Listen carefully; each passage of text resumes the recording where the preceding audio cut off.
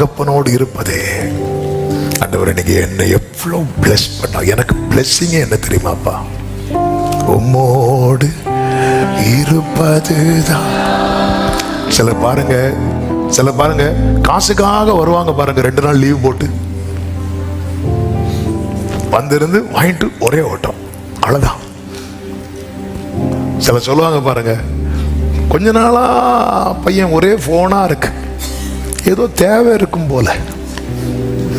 அவன் இந்த அவமானம் தேவையா? கொஞ்ச நாளா பிள்ளை என்னன்னு தெரியல, ஒரே பாசமா இருக்கு.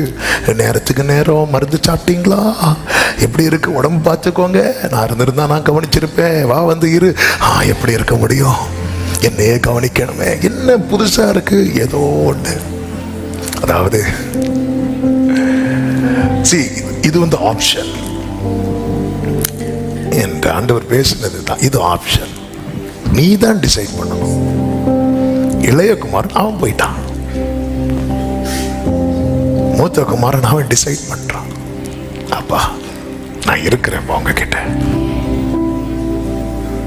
இளையகுமாரனுக்கு தகப்பன் எல்லாத்தையும் கொடுக்கல, ஆனா மூத்த குமாரனுக்கு தகப்பன் எல்லாத்தையும் கொடுத்த. ஏன்னா அவன் அந்த நம்பிக்கையை கொடுத்துட்டான், இவனை எவ்வளவு பிளஸ் பண்ணாலும் இவன் விட்டு போக மாட்டான். இயேசுவின் நாமத்திலே ஒரு நற்செய்தி, இந்த நம்பிக்கையை மட்டும் கொடுத்து பாருங்க, வானத்தின் பலகணிகள் உங்களுக்கு திறக்கப்படும்.